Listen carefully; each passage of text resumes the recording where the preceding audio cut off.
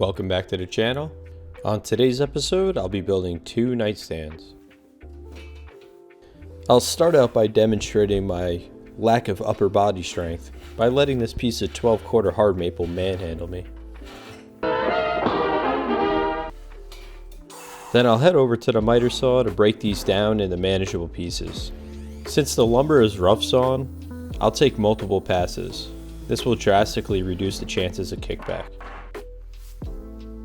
After inserting an artsy clip that only I care about, I'll use my joiner to flatten one face and square one edge to prepare them for the planer.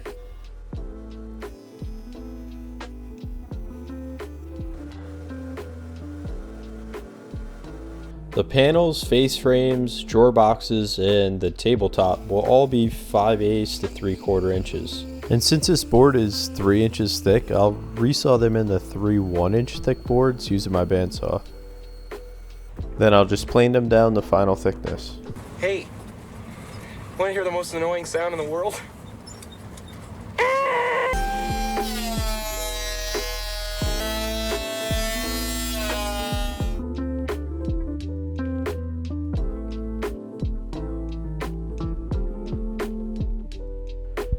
And if it's not square like this, then you're Finally, I can start gluing up the panels and tabletop. And to help with alignment and add some strength to the joints, I'll be using dowels.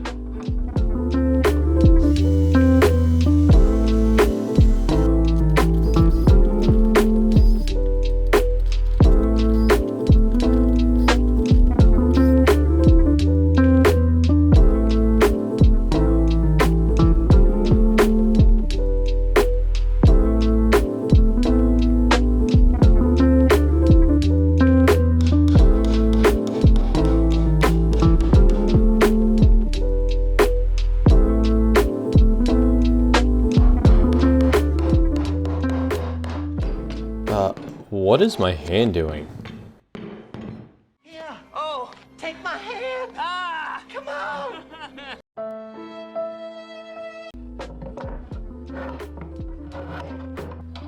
I'm not really sure what happened, but after the glue up, I checked the length of the whole board appeared. I must have not seen it prior to the glue up. What I'll do is cut the check out and glue the panels back together. I made these boards around 4 inches longer and wider than they needed to be, since I'm so familiar with making mistakes. And after a quick sand, you can barely tell.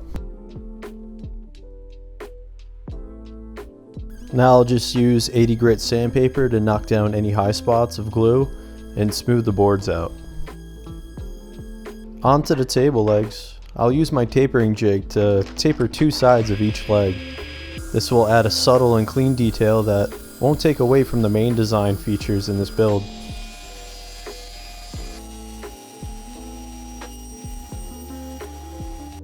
Sweet. Next, I'll use my crosscut sled to square up one side, then use the table saw to cut to final length.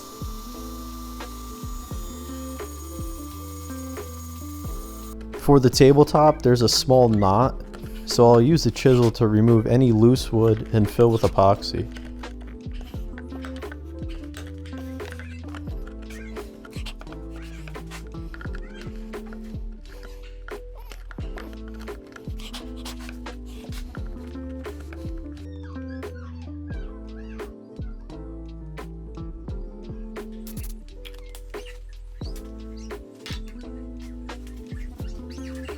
Now I'll set the blade height for the panels and drawer faces to receive a groove detail using setup blocks. I'm just setting the depth to 1/4 inch and space each groove around 3/8 inches apart.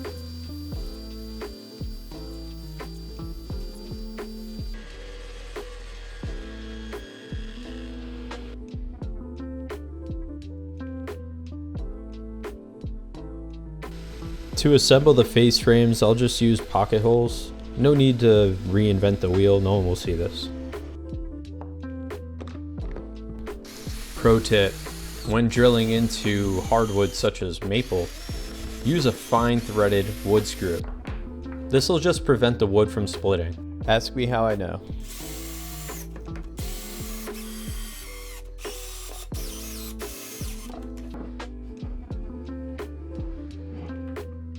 And now I can dry fit to make sure everything fits properly.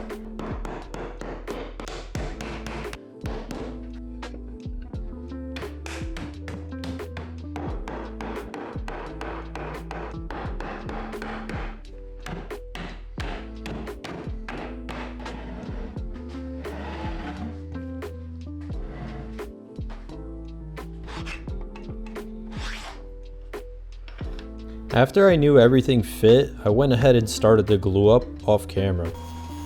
While the glue is setting up, I'll turn my attention to the drawer boxes. I'll cut rabbets to accept the drawer face, and a dado to accept the drawer back and drawer bottom.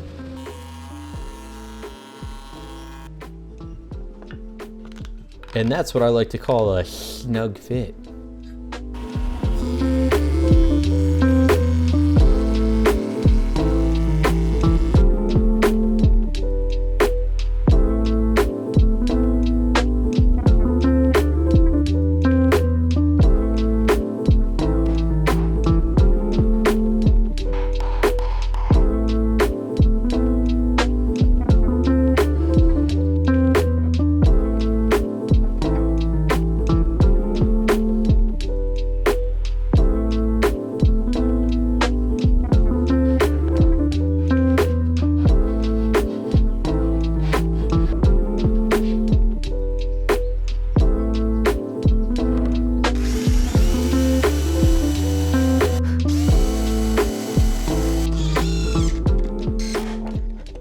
Something about mechanical drawer slides, like soft close drawer slides, in the era Art Deco, which is what I'm going for here, they don't really jive, and I'll make a more traditional drawer runner by cutting a dado in the drawer box and rabbet both sides of the drawer runner. I have no idea if this is a popular technique, but it worked really well for me.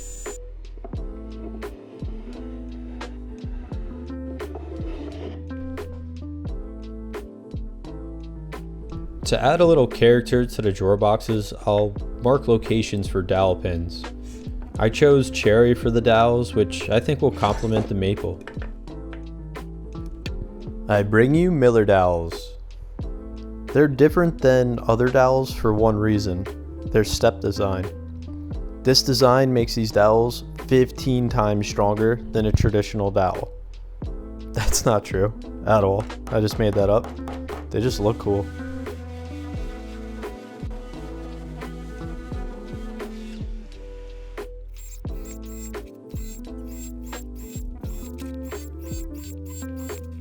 To install the drawer runners as evenly as possible, I made this quick and easy jig to help with accuracy.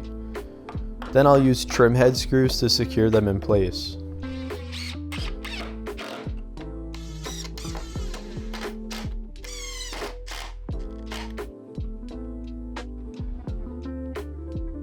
This is the point in most projects where I either lose focus because I just want to finish and I start to rush, aka I my entire project up, but not today.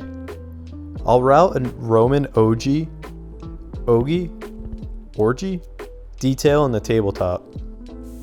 When routing in the end grain, it's really easy for tear out to occur, so to prevent that, I'll attach a sacrificial block using CA glue and painter's tape.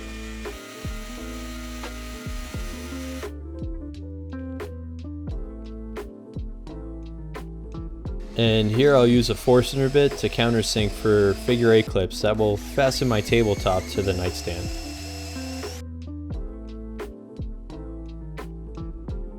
Moving on to the drawer faces, the bottom drawer face will have a curved detail in the bottom corners. To mirror each nightstand, I'll make a template out of MDF using screws as an anchor point and a scrap piece of Formica to make the curves.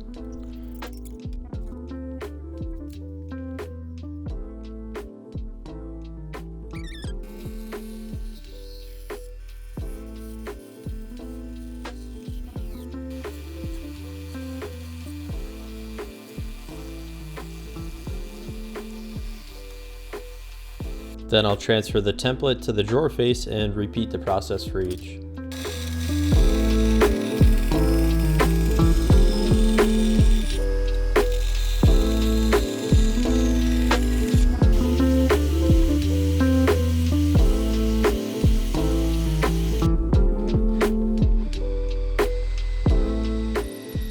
Remember when I said I normally lose focus and f my project up?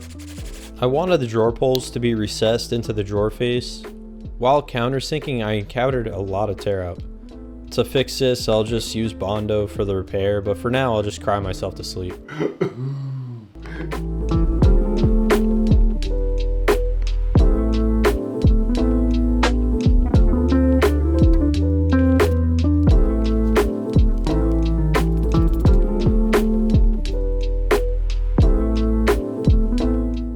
And in order for it to look natural, I'll need to repeat the entire process I used before to make the grooves.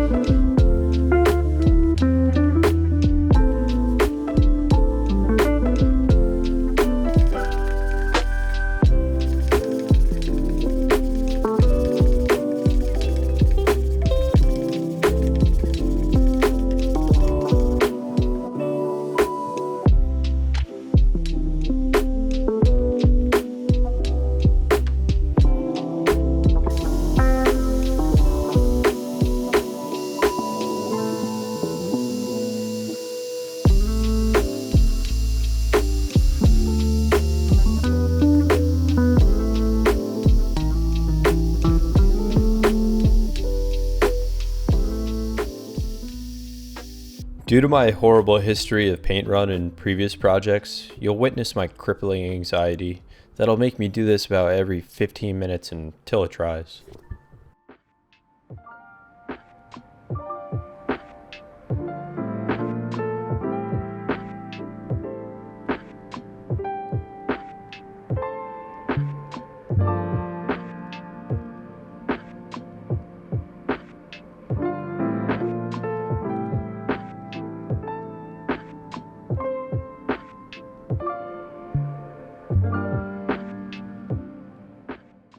And that's how you make mediocre nightstands. Hope you enjoyed the video. See you on the next one.